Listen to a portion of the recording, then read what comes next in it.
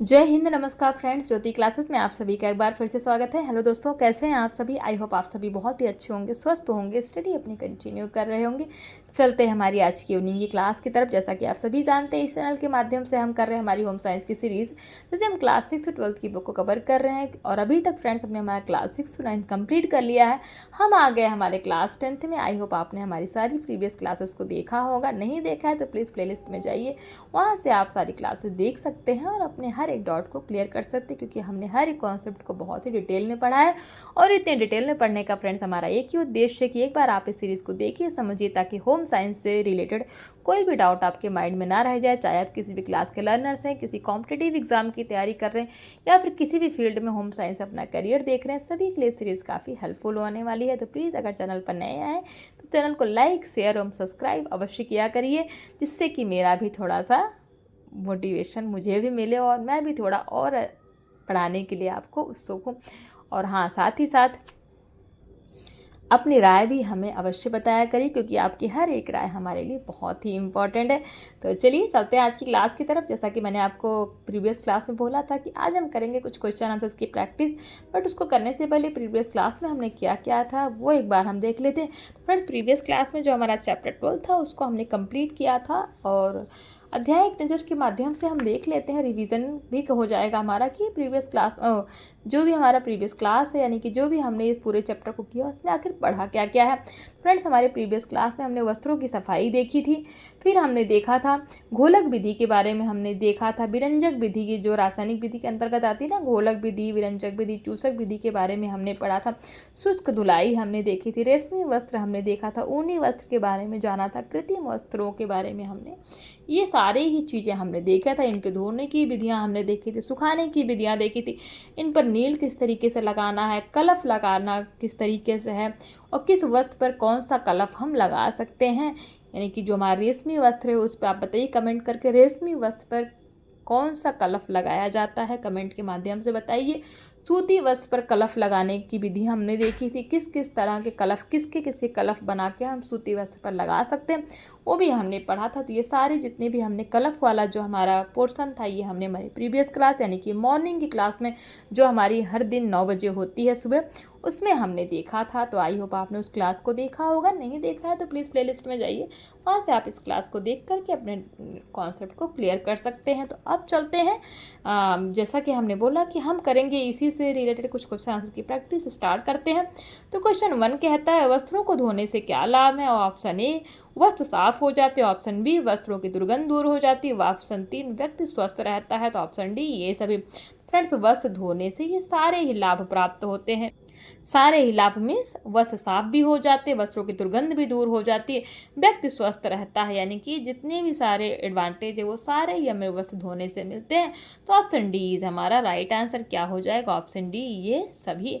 Question 2 देख लेते हैं, घर पर कपड़े धोने से किसकी बचत होती? कितनी बार पूछा गया? 2015, 12, 11, 10 में पूछा गया। ऑप्शन ए समय की, ऑप्शन बी धन की, ऑप्शन सी वस्त्र की, ऑप्शन डी ये सभी। तो आप सभी जानते हैं, आप सभी को सब आपने पढ़ रखा है। तो घर पर कपड़े धोने से जो है समय की भी बचत होती है, धन की भी, वस्त्र की भी। और वस्त्र की किस तरीके से? कि वस्त्र को हम अच्छे से अच्छे डिटर्जेंट से धोते हैं, जिससे हमारा वस्त्र यानी कि जो कपड़ा है उसकी लाइफ टाइम और भी अधिक हो जाती है। इस प्रकार वस्त्र की भी बचत होती है। इट मीन्स ये सभी। ऑप्शन डी इज हमारा राइट आंसर। क्वेश्चन 3 क्या कहता है, वस्त्रों की धुलाई के लिए कौन सा जल उत्तम होता है? देखिए 2018, 17, 15, 12, 8, 7, 6 कितनी बार ये क्वेश्चन पूछा गया। ऑप्शन ए कहता है कठोर जल, ऑप्शन बी गर्म जल, ऑप्शन सी मृदु जल, ऑप्शन डी समुद्र का जल। तो वस्त्रों की धुलाई के लिए फ्रेंड्स कौन सा जल अच्छा होता है? तो मृदु जल यानी कि जो मीठा जल होता है वो अच्छा होता है। तो ऑप्शन सी इज हमारा राइट आंसर। क्वेश्चन 4 देख लेते हैं, हल्दी के दाग छुड़ाने की विधि पढ़ा था ना हमने, अलग अलग तरह के दाग छुड़ाने की विधि। हल्दी के दाग को किस प्रकार से छुड़ा सकते हैं? ऑप्शन ए कहता है ग्लिसरीन द्वारा, ऑप्शन बी नमक द्वारा, ऑप्शन सी पेट्रोल द्वारा, ऑप्शन डी तनु पोटेशियम पर मैग्नेट विलयन द्वारा। तो फ्रेंड्स, हल्दी के जो दाग होते हैं उसको तनु पोटेशियम पर मैग्नेट विलयन द्वारा छुड़ाया जाता है। और तनु पोटेशियम पर मैग्नेट विलयन होता क्या है बताइए कमेंट करके। और क्वेश्चन 5 क्या कहता है फटाफट देख लेते हैं, वस्त्र धोने से पूर्व क्या होना चाहिए?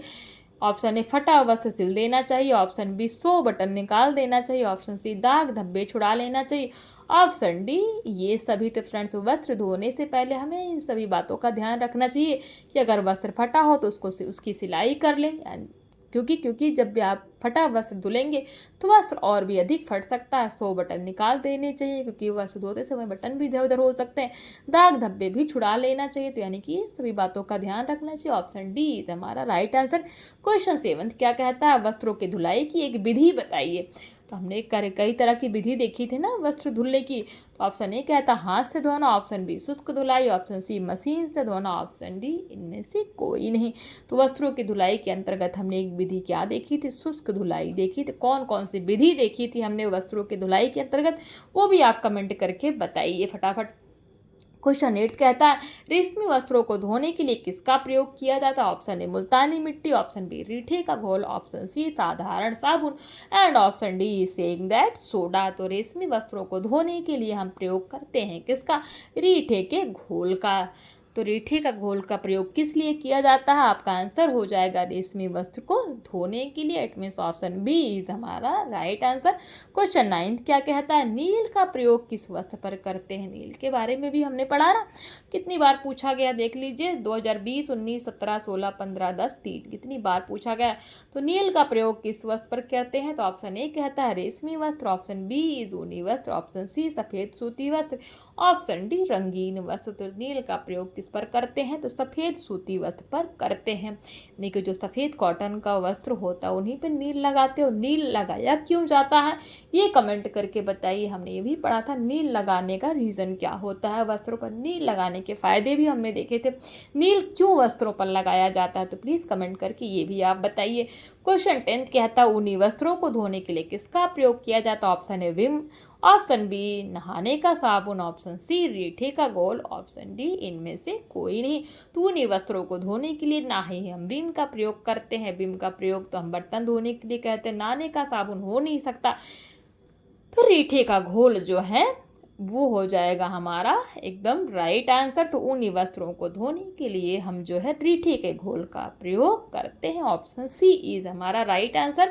क्वेश्चन 11 क्या कहता है देख लेते हैं, चावल व अरारोट का कलफ किन वस्त्रों में दिया जाता है। हमने सीखा था ना विभिन्न प्रकार का कलफ बनाना हमारी प्रीवियस क्लास के माध्यम से ही।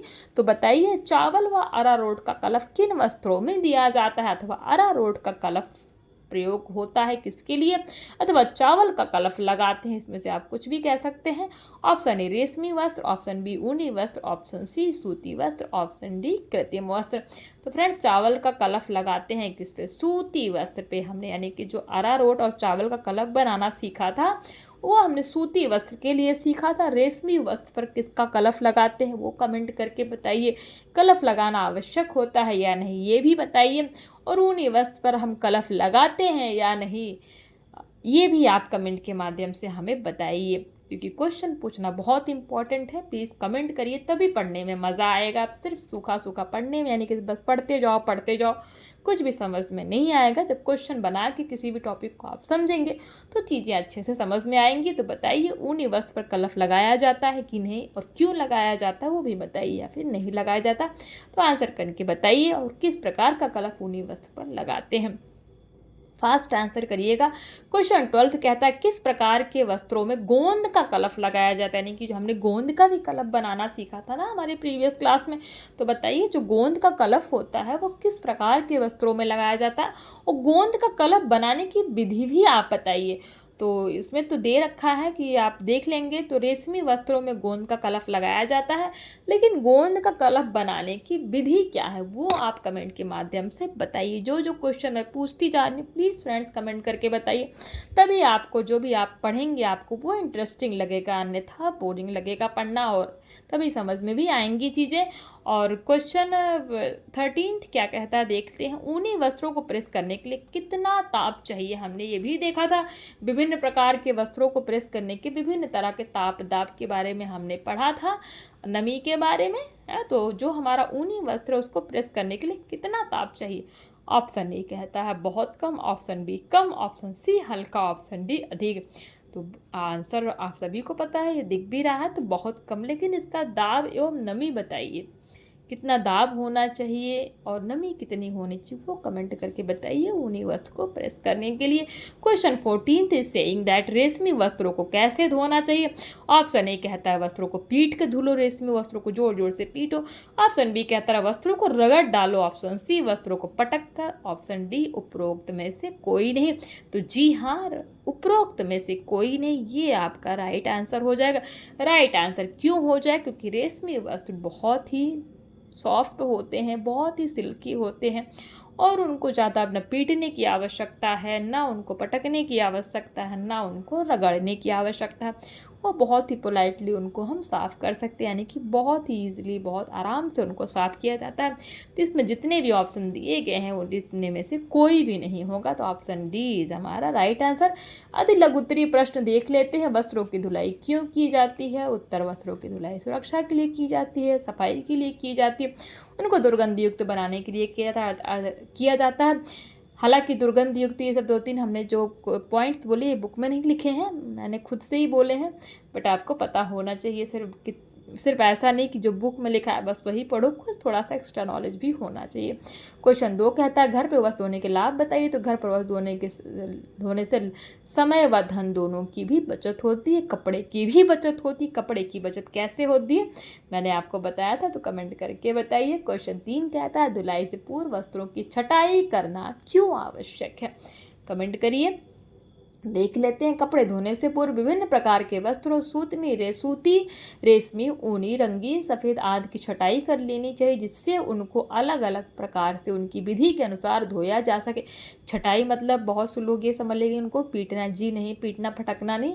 छटाई मतलब उनको अलग अलग कर लेना। जो सूती वस्त्र है उनको एक साइड कर लो, रेशमी वस्त्रों को एक साइड, ऊनी वस्त्रों को एक साइड, और उनको अलग अलग धोना चाहिए, जिससे उनको अलग अलग प्रकार से उनकी विधि के अनुसार धोया जा सके। हमने पढ़ा ना कि सूती वस्त्रों की धोने की विधि देखी, रेशमी ऊनी वस्त्रों की धोने की, यानी कि जितने प्रकार के वस्त्र हैं सबको धोने की विधि भी अलग अलग है, इसीलिए कपड़ों की छटाई करना आवश्यक हो जाता है। क्वेश्चन 4 देखते हैं। नींबू का प्रयोग किन धब्बों को छुड़ाने के लिए किया जाता है। तो स्याही के धब्बे अगर लग जाएं छुड़ाने के लिए नींबू का प्रयोग किया जाता है। क्वेश्चन 5 तेल के धब्बे छुड़ाने की विधि लिखी है। तो आप देख सकते हैं घी तथा तेल आदि के धब्बे छुड़ाने की विधि आप बताइए कमेंट करके। क्वेश्चन 6 कहता है नेल पॉलिश के धब्बे छुड़ाने की विधि। तो आंसर कहता है नेल पॉलिश के धब्बे छुड़ाने के लिए स्प्रिट या अल्कोहल को मुख्य प्रतिकारक के रूप में प्रयोग किया जाता है। क्वेश्चन 7 वस्त्रों की धुलाई में प्रयोग होने वाली दो वस्तुएं बताइए। रेठे का सत, डिटर्जेंट और 2-4 चीज़ें हमने पढ़ी थी, कमेंट करके बताइए। क्वेश्चन 8 वस्त्रों की शुष्क धुलाई के 2 मुख्य लाभ बताइए। तो इससे वस्त्रों के सिकुड़ने एवं खराब होने की आशंका नहीं रहती, और दूसरा है वस्त्रों के रंग पर प्रतिकूल प्रभाव नहीं पड़ता है। क्वेश्चन 9 कहता है वस्त्रों में चिकनाई वसा का धब्बा कैसे छुड़ाया जाता है। क्वेश्चन 10 कहता है रंगीन सूती वस्त्रों को धोने की विधि लिखिए। तो आंसर हो जाएगा रंगीन सूती वस्त्रों को साबुन या डिटर्जेंट के घोल में भिगोने के पश्चात रगड़कर साफ करना चाहिए। धोने के उपरांत उल्टा करके छाया में सुखा देना चाहिए। इस पे नील श्वेतक नहीं लगाया जाता है। क्वेश्चन 11 सफ़ेद सूती वस्त्र का पीलापन आप कैसे दूर करेंगे। सूती रेशों की विशेषताएं बताइए। जो सफ़ेद सूती वस्त्र पे पीलापन आ जाता है ना, तो कैसे दूर किया जा सकता है, और सूती रेशों की विशेषताएं बताइए। तो श्वेतक, टिनोपाल आदि एवं नील के प्रयोग से सफ़ेद सूती वस्त्रों का पीलापन दूर किया जा सकता है, हमने पढ़ा है। सूती रेशे मजबूत होते हैं, अतः हम उन्हें उबाल कर, रगड़ कर, पटक कर या सोडे से किसी भी प्रकार से धो सकते हैं। तो ये तो हमने देख लिया क्या सूती रेशों की विशेषताएं हमने देख ली। कितनी बार क्वेश्चन पूछा गया देखिए, 2015, 14, 13, 12, 8, 7 कितनी बार ये क्वेश्चन पूछा गया है। तो मोस्ट इम्पॉर्टेंट की श्रेणी में आप इनको डाल सकते हैं। क्वेश्चन 12 देखते हैं वस्त्र पर नील लगाने के क्या लाभ है। तो इस प्रश्न के उत्तर के लिए अध्याय 12 पृष्ठ संख्या 142 पर शीर्षक वस्त्रों पर नील लगाना का अध्ययन कर सकते हैं। क्वेश्चन 13 ऊनी वस्त्रों की धुलाई करते समय आप क्या क्या सावधानियां बरतेंगे। तो बताइए ऊनी वस्त्रों को ना ही क्षारयुक्त साबुन से धोना चाहिए, और ना ही कस कर निचोड़ना चाहिए, और ना ही उनको पटकना चाहिए। ये भी आपको ध्यान रखना है, और बहुत अधिक तक उनको भिगोना भी नहीं चाहिए। ये हालांकि ये सारे पॉइंट्स इसमें नहीं लिखे हैं, बट मैं आपको बता रही हूँ। तो आपको मैंने बोला ना सिर्फ किताबी कीड़ा नहीं बनना है, कुछ अपना भी माइंड लगाना है। तो क्वेश्चन 14 देखते हैं, ऊनी वस्त्रों को धोकर रस्सी पर क्यों नहीं सुखाना चाहिए। ऊनी वस्त्रों को धोकर रस्सी पर सुखाने से ऊनी वस्त्र लटक जाते हैं तथा उनका आकार बिगड़ जाता है, अतः उन्हें समतल जगह पर सुखाना चाहिए। क्वेश्चन 15, रक्त और हल्दी का दाग छुड़ाने की विधि लिखिए। बताइए रक्त के दाग किस तरीके से छुड़ाए जा सकते हैं, उस भी हमने देखा था, और हल्दी के दाग छुड़ाने की विधि भी देखिए। तो बताइए, इसको सॉल्व करिएगा। क्वेश्चन 16, रेशमी वस्त्रों को किस पदार्थ का बना कलफ लगाया जाता है। जो रेशमी वस्त्र है, अभी देखिए इसको बहुविकल्पी में पूछ लिया था, अब इसको अति लघु उत्तरी में पूछ लिया है, तो ऐसे ही क्वेश्चन दे दिए जाते हैं। हालांकि आपके जो टीजीटी पीजीटी के जो आपके कॉम्पिटिटिव एग्जाम आते हैं उसमें इस तरह से क्वेश्चन नहीं बनते हैं, उसमें तो आपका एमसीक्यूज यानी कि ये बहुविकल्पी के रूप में ही आता है, बट आपको क्वेश्चन कैसे भी घुमा के किसी भी प्रकार से पूछ लिया जा सकता है, इसीलिए आपको हर क्वेश्चन के लिए प्रिपेयर रहना चाहिए। अभी तो हम पढ़ाई कर रहे हैं ना, जब हमारा जो सीरीज़ है, ये हमारा टारगेट है सीरीज़ कंप्लीट करने का। जब भी हमारा सीरीज़ हो जाएगा ना फ्रेंड्स, तो भरपूर क्वेश्चंस मैं आपको कराऊंगी प्रैक्टिस, आप देखना। और वो क्वेश्चन प्रैक्टिस करते ही आप डेली क्वेश्चन की ही प्रैक्टिस करेंगे। क्वेश्चन प्रैक्टिस करते ही कितना इम्प्रूवमेंट आप अपने अंदर खुद फील करेंगे। बट क्वेश्चन ऐसे ही नहीं प्रैक्टिस करना है, चाहती तो मैं स्टार्टिंग से आपको क्वेश्चन की प्रैक्टिस में ही लगा देती, बट नहीं, पहले चीज़ें पढ़ना है, समझना है, जानना है, देन क्वेश्चंस पे आना है, जिससे कि आप खुद भी उसको अच्छे से सॉल्व कर सकें। समझ में आ रहा है ना। छत बनाने से पहले हमें नींव डालनी है, नींव डाल के पिलर खड़ा करना है। जब पिलर सही से होगा तभी तो हमारी छत भी अच्छी पड़ेगी। ये थोड़ी कि पहले छत बना लो फिर बोलो कि छत तो टिकी नहीं रही, छत हमारी गिर रही है। तो छत तो गिरेगी ही गिरेगी अगर आपका पिलर ही अच्छा नहीं है, सही से नहीं लगा है। आप समझ रहे हैं मैं क्या कहना चाहती हूँ। तो प्लीज़ पेशेंस रखिए, मैं आपसे बार बार कहती हूँ कि पेशेंस रखना बहुत ही आवश्यक है, हड़बड़ी नहीं करनी है। कौन सा हमें कहाँ भागना है। हाँ, अभी हमारे कुछ एग्ज़ाम्स आते जाते रहते हैं, जैसे अभी टीजीटी पीजीटी का एग्ज़ाम हुआ यूपी का, तो एग्ज़ाम्स होते रहते हैं, बट हम तैयारी भी कर रहे हैं और धीरे धीरे करके, और हम ऐसा नहीं है, एक बार सीरीज़ तो कंप्लीट होने दीजिए, फिर आपको क्वेश्चंस भी भरपूर प्रोवाइड कराए जाएंगे। प्लीज़ बस आप सभी से एक ही रिक्वेस्ट है कि आप बने रहिए और हमें सपोर्ट कीजिए, और आप देखना कितना इम्प्रूवमेंट आपको मिलेगा। और ये जो आपने हम पे भरोसा दिखाया है, और इस पर मैं खरा उतरने का पूरा प्रयास करूँगी। तो आप समझ सकते हैं मैं क्या कह रही हूँ। तो परेशान मत होइए, आपको भरपूर क्वेश्चंस मिलेंगे, और जिस तरह से क्वेश्चंस पूछे जाते हैं उस तरह से क्वेश्चंस आपको सॉल्व कराए जाएंगे। तो एक बार आप इस सीरीज़ तो कंप्लीट करिए ना, पहले कॉन्सेप्ट तो समझिए। जैसे मैंने आपको वो न्यू और पिलर और छत वाला एग्जाम्पल दिया, तो बस आप समझ सकते हैं, आप इतने समझदार तो है ही हैं फ्रेंड्स। तो हम कहाँ पे थे, क्वेश्चन 15 पे हमने किया ना कि रक्त और हल्दी का दाग छुड़ाने की विधि बताइए। हमने देखा था रेशमी वस्त्रों को किस पदार्थ का बना कलफ लगाया जाता है, हमने देखा था। हालांकि इसका आंसर यहाँ दे दिया गया है, फिर भी आपको तो पता ही है। वस्त्रों पर प्रेस करना क्यों आवश्यक, कितनी बार क्वेश्चन पूछा गया है। तो प्रेस के प्रयोग से वस्त्रों की सिलवटें निकालने तथा उनमें आवश्यक क्रीज बनाने में सुविधा होती है। इससे वस्त्रों में सुंदरता, चमक तथा आकर्षण भी आ जाता है। क्वेश्चन 18 क्या कहता है, ऊनी कपड़ों पर प्रेस कैसे की जाती है। ऊनी वस्त्रों पर अधिक गर्म प्रेस नहीं करनी चाहिए तथा किसी बारीक सूती वस्त्र को गीला करके ऊनी वस्त्रों पर बिछाकर प्रेस करनी चाहिए। यदि सुविधा हो तो स्टीम प्रेस का इस्तेमाल किया जा सकता है, यानी कि जो हमारा ऊनी कपड़ा होता है, ऊनी वस्त्र होता है, उस पर स्टीम वर्क यानी कि भाप द्वारा जो प्रेस किया जाता है वो बहुत ही अच्छा माना जाता है। अगर आपको सुविधा हो तो, और सुविधा ना हो यानी कि आप स्टीम प्रेस नहीं कर सकते हैं, तो क्या करना है, प्रेस को ध्यान रखना है कि अधिक गर्म नहीं करना चाहिए। किसी बारीक सूती वस्त्र को गीला करके ऊनी वस्त्र पर बिछा लीजिए, फिर उस जो गीला आपने सूती वस्त्र किया उस वस्त्र के ऊपर से प्रेस करिए, उससे आपका जो ऊनी वस्त्र है वो अच्छे से प्रेस हो जाएगा। क्वेश्चन 19 कहता है कलफ कितने प्रकार के होते हैं। हमने पढ़ा था, विभिन्न प्रकार के कलफ बनाने भी हमने सीखे थे, तो आप देख सकते हैं। तो इसी के साथ हमारा ये जो है क्वेश्चन आंसर्स कंप्लीट होता है। ये अति लघु उत्तरी प्रश्न हैं, कुछ दीर्घ उत्तरी प्रश्न हैं, इनको करने की आवश्यकता नहीं है। आप चाहें तो इनका स्क्रीनशॉट ले सकते हैं, क्योंकि वही जो है क्वेश्चन देखिए, जैसे घर पर वस्त्रों को धोने के निम्नलिखित लाभ बताइए। हाँ, तो आप बस वही है ना कि थोड़ा सा शॉर्ट में पूछ लिया था, अब इसको थोड़ा सा लॉन्ग में कर दिया है। क्वेश्चन 3 कहता है रासायनिक पदार्थों के प्रयोग से वस्त्र का धब्बा छुड़ाते समय कौन कौन सी सावधानियां बरतनी चाहिए, देख लीजिए, स्क्रीनशॉट आप ले सकते हैं। क्वेश्चन 4 कपड़ों पर प्रेस करते समय किन बातों का ध्यान रखना चाहिए। क्वेश्चन 5 कहता है चाय और हल्दी के दाग छुड़ाने की विधियां लिखिए। कितनी बार क्वेश्चंस पूछा गया है तो आप इनको कर सकते हैं। क्वेश्चन 6 क्या कहता है वस्त्रों की धुलाई में प्रयुक्त होने वाली विभिन्न सामग्री की सूची बनाई। ये हमने सब पढ़ ही रखा है। क्वेश्चन 7 कहता है वस्त्रों पर जमने वाले धूल कितने प्रकार की होती है। तो हमने पढ़ा था ना, शुष्क धूल, स्थिर धूल, सभी के बारे में पढ़ा था। क्वेश्चन 8 स्याही एवं रक्त के दाग छुड़ाने की विधि लिखी। अभी जस्ट ही हमने देखा अति लघुत्तरीय में, अब इसको थोड़ा सा लॉन्ग में करके आपको लिखना है, बस वही है। क्वेश्चन 9 कहता है सफ़ेद सूती कपड़ों में कलफ और नील लगाने के लाभ बताइए। ये भी हम कर चुके हैं। क्वेश्चन 10 क्या कहता है। क्वेश्चन 10 कहता है हमारा, दिख रहा है कि नहीं, अच्छे से दिख रहा है, ये आपको दिख रहा होगा। वस्त्र एवं कालीन को धूप में सुखाना क्यों आवश्यक है, ये भी आप देख सकते हैं। तो ये आप इसका स्क्रीनशॉट लिख सकते हैं क्वेश्चन 10 में। क्वेश्चन 11 कलफ कितने प्रकार के होते हैं। अरारोट तथा चावल का कलफ बनाने की विधि लिखी, आप लिख सकते हैं। तो ये सारे क्वेश्चंस हमने जो है कर लिए हैं। आई होप आपने जो ज़रूरी होंगे उनके स्क्रीनशॉट भी ले लिए होंगे। इसी के साथ फ्रेंड्स हमारा ये चैप्टर कंप्लीट होता है जो हमने पढ़ा था। सूत एवं वस्त्र विज्ञान के अंतर्गत कौन सा चैप्टर पढ़ा, कपड़ों की धुलाई एवं उनके रख रखाव, ये हमने कंप्लीट कर लिया है। आई होप ये जो हमने ये चैप्टर पढ़ा है कपड़ों की धुलाई एवं उनके रख रखाव, इनसे रिलेटेड जितने भी हमने पॉइंट्स पढ़े वो आपको अच्छे से समझ में आए होंगे। मैंने पूरा का पूरा प्रयास किया है। फिर भी अगर कोई डाउट रह जाता है तो प्लीज़ कमेंट करके बताइए, आपके डाउट लेने का पूरा प्रयास किया जाएगा।